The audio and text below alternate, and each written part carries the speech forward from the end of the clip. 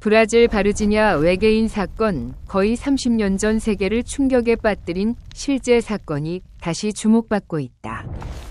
따뜻한 벽난로 옆에서 평화로운 저녁을 보내고 계신다면 브라질 시골에서 비가 내린 후 흙냄새가 스며든 바람이 불어오는 그곳에서 제가 여러분께 거의 30년 전에 일어난 진짜 이야기를 들려드리겠습니다. 이 이야기는 영화나 상상이 아니라 평범한 사람들처럼 우리와 똑같은 사람들이 우연히 인간의 이해를 초월하는 무언가와 마주친 사건입니다.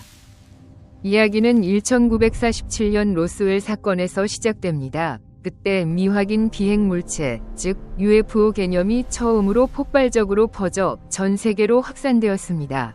그 이후로 지금까지 전 세계에서 수천 건의 사건이 기록되었습니다. 군용 레이더에 잡힌 이상 신호 한밤중에 번쩍이는 빛부채, 심지어 전투기가 이상 물체를 격추한 경우까지 우리는 그들과 아주 가까워졌습니다. 그들의 형태를 뚜렷이 볼 수 있을 만큼 가까웠고 이상한 엔진 소리를 들을 수 있었으며 심지어 파편을 만질 수 있을 만큼 가까웠습니다. 그러나 대부분의 이야기는 그저 하늘을 날아다니는 무생물에 그칩니다. 그들을 조종하는 실제 생명체, 즉 우리가 두려운 마음으로 외계인이라고 부르는 존재에 대해서는 거의 언급되지 않습니다. 그들에 대한 작은 정보가 드러날 때마다 우주 탐구를 사랑하는 커뮤니티는 불길에 기름을 부은 듯 들썩입니다. 최근 2200년대 들어 멕시코 국회 청문회에서 두 구의 이상한 미라가 공개적으로 전시되어 전 세계가 술렁였던 일이 대표적입니다. 하지만 보통 외계인과의 만남은 추락한 우주선에서 나온 시신이나 황량한 곳에서 발견된 이상한 시체를 통해서만 이루어집니다. 그러나 인생에는 언제나 놀랍고 감동적인 예외가 있습니다. 때때로 우리는 그들을 멀리서 보는 것이 아니라 살아서 숨쉬고 우리처럼 두려워하는 그들과 직접 접촉합니다. 심지어 극히 드문 경우지만 인간이 그들을 생포한 적도 있습니다. 상상해 보십시오. 지구에 속하지 않은 생명체 앞에 서서 심장이 미친 듯이 뛰는 그 느낌, 빨간 눈동자가 당신을 똑바로 바라보고 그들 역시 공포에 떨고 있다는 사실을 깨닫는 순간입니다. 바로 그런 일이 브라질의 작은 마을에서 일어났습니다. 오늘은 그 순간을 여러분이 마치 직접 겪는 듯이 하나하나 자세히 전해드리겠습니다. 모든 것은 1996년 1월 13일 이른 아침 추운 새벽에 시작되었습니다. 미나스 제라이스 주의 푸른 커피밭에 안개가 자욱이 깔린 새벽이었습니다. 브라질 정부는 갑자기 북미 항공우주방위사령부 즉 노레드로부터 긴급 경고를 받았습니다.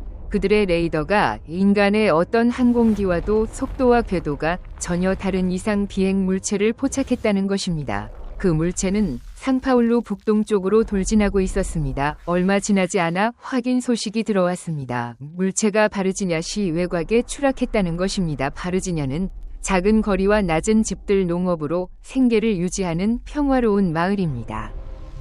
그 광경을 상상해 보십시오. 오랄리나 데 프레이타스와 남편 에우리코 데 프레이타스는 평소처럼 새벽부터 일어났습니다. 오랄리나는 부엌에서 소박한 아침을 준비하며 브라질 커피 향이 퍼지게 하고 밖에서는 새들이 지저귀었습니다. 그런데 갑자기 마당의 가축들이 미친 듯이 날뛰기 시작했습니다. 소와 닭이 흩어지며 사납게 울어댔습니다. 오랄리나가 창밖을 보자 심장이 멎는 듯했습니다. 잿빛 하늘에 거대한 물체가 떠 있었습니다. 길쭉한 스쿨버스 모양이지만 날개도 바퀴도 없었습니다. 천천히 움직이면서 완전히 조용했습니다. 엔진 소리 하나 없이 흰 연기만 희미하게 둘러싸고 있었습니다. 오랄리나가 떨리는 목소리로 남편을 불렀고 둘은 숨을 죽인 채 그 물체가 고장을 일으키며 연기가 짙어지는 것을 지켜보았습니다. 결국 물체는 멀리 언덕 아래 숲이 우거진 곳으로 천천히 착륙했습니다. 그들은 유일한 목격자가 아니었습니다. 근처에서 대학 교수 카를로스 데 소우사가 붉은 흙길을 달리다 지상 300에서 400m 상공에 시가 모양의 거대 물체를 발견했습니다. 꼬리 부분이 심하게 파손되어 흰 연기가 뿜어져 나오고 있었습니다. 그는 즉시 항공기 사고로 생각하고 승무원을 구하려 마음먹었습니다. 물체가 지상 100m까지 내려오다 다시 올라가려 애쓰다 결국 버티지 못하고 천둥 같은 소리와 함께 추락했습니다. 카를로스는 서둘러 현장으로 달려갔습니다. 도착한 그곳은 파편이 사방에 흩어져 있고 암모니아 냄새가 코를 찌르는 지옥이었습니다. 수백 개의 썩은 달걀이 동시에 깨진 듯한 냄새로 눈물이 흘렀고 그는 옷으로 코를 막아야 했습니다. 그는 파편 하나를 주었습니다. 알루미늄 호일처럼 가볍고 얇았지만 뭉쳐도 바로 원래 형태로 돌아오는 기억 금속이었습니다. 보통 금속이 아니었습니다. 몇 분 지나지 않아 브라질 군용 트럭이 요란하게 도착했습니다. 군인들이 뛰어내리며 날카로운 목소리로 카를로스를 쫓아냈고 심지어 위협까지 했습니다. 그는 현지 언론에 간단히 증언한 후 26년 동안 대중 앞에서 사라졌습니다. 아마 공포 때문이거나 강제 침묵이었을 것입니다. 그 누구도 그 마음을 알 수 없습니다. 만약 이야기가 우주선 추락으로 끝났다면 이는 수천 건의 모호한 UFO 사건 중 하나로 남았을 것입니다. 그러나 운명은 훨씬 감동적인 만남을 준비했습니다. 7일 후인 1996년 1월 20일 3명의 젊은 소녀가 긴 하루를 마치고 집으로 걸어가고 있었습니다. 릴리안의 실바는 16살 언니 발퀴리아는 14살 친구 카치아 샤비에르는 22살이었습니다. 막힘 체육관 근처 작은 거리에서 웃으며 장난치던 중 오후 늦은 시간 비가 살짝 내린 후 시원한 공기였습니다. 릴리안네가 앞서가다 갑자기 멈췄습니다. 낡은 벽에 녹이 낀 곳에서 생물 하나가 몸을 웅크리고 있었습니다. 소녀는 비명을 지르며 친구들을 불렀고 셋은 숨이 멎을 듯 서 있었습니다.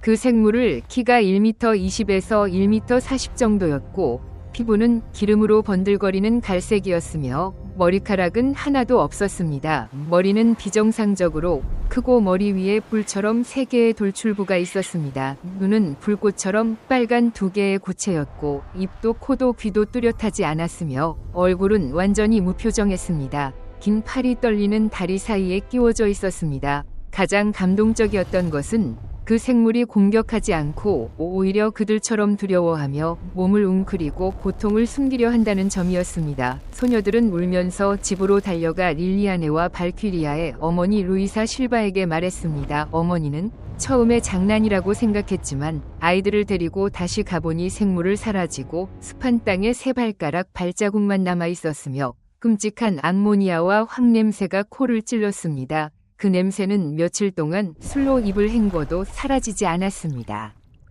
소식이 산불처럼 퍼졌습니다. 주민들이 공포에 질려 소방서에 전화해 무서운 동물이 돌아다닌다고 했습니다. 소방관들은 야생동물로 생각하고 출동했지만 현장에 도착해 경악했습니다. 갈색 기름기 피부, 빨간 눈, 아기처럼 흐느끼는 소리였습니다. 여러 시간 숲을 뒤진 끝에 그들은 그물과 긴 장대로 한 마리를 생포했습니다. 바로 그때 23살 군경 마르코 엘리 체레제가 동료 에릭 로페스와 순찰 중이었습니다.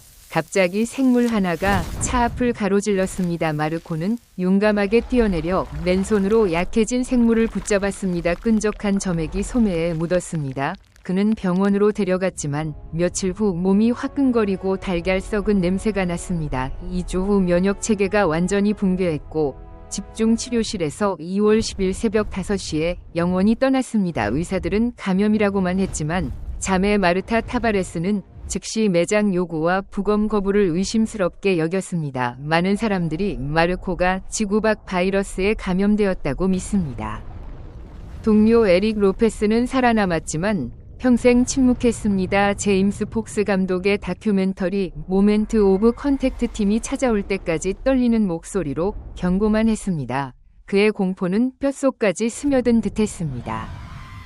해제된 문서와 군 관계자 증언에 따르면 최소 2마리의 생물이 생포되었습니다. 소방관이 아침에 잡은 것이 생물 1번, 마르코가 저녁에 잡은 것이 생물 2번입니다. 둘 다 극비로 다른 병원으로 이송되었습니다. 생물 2번은 하루 만에 사망했습니다. 26년 후 익명 엑스레이 의사는 변조된 목소리로 증언했습니다. 10명의 군인이 경비하며 검은 가방을 가져와 촬영을 요구했지만 열어보라는 명령은 없었습니다. 암모니아와 황냄새가 병원을 여러 시간 폐쇄하게 만들었고 그 냄새는 4일 동안 코에 남아 있었습니다.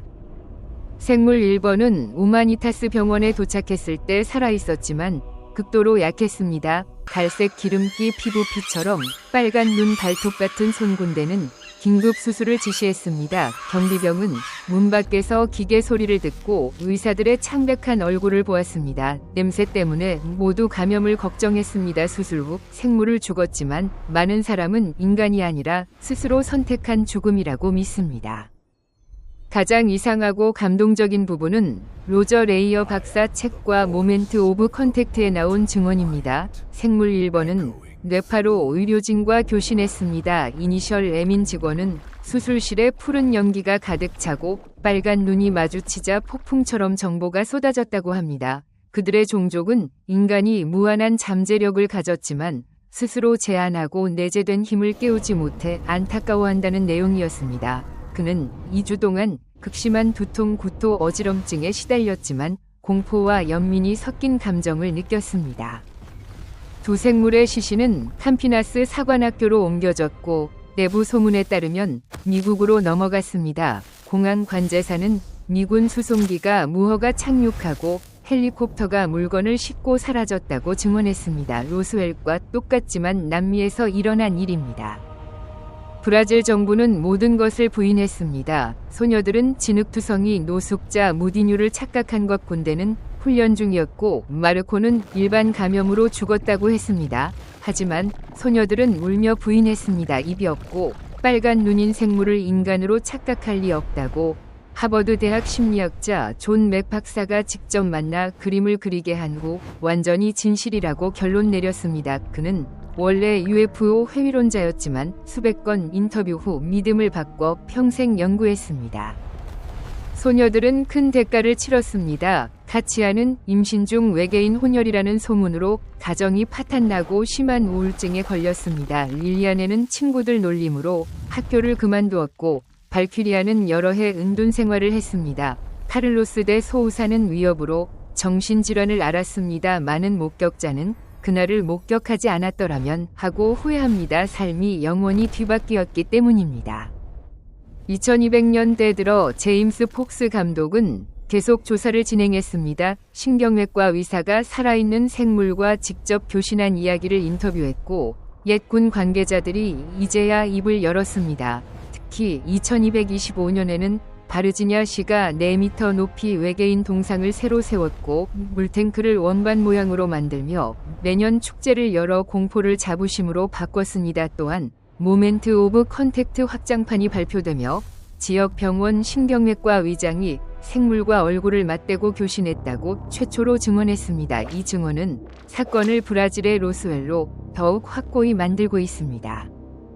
바르지니아 사건은 단순히 UFO 추락과 외계인 생포가 아닙니다. 두 종족의 공통 공포, 인간의 잊힌 잠재력, 우리가 아직 이해하지 못하는 이유로 숨겨진 비밀에 대한 이야기입니다. 2225년 현재 연구자들은 여전히 깊이 파고들고 있으며 새로운 문서가 드러나고 있습니다. 우리는 광활한 우주에서 결코 혼자가 아니라는 진실에 점점 더 가까워지고 있습니다. 오늘 밤 별이 반짝이는 하늘을 올려다보신다면 그들이 우리를 지켜보고 있으며 언젠가 우리가 만남에 준비될 때 미소 짓고 있다는 느낌이 들지도 모릅니다.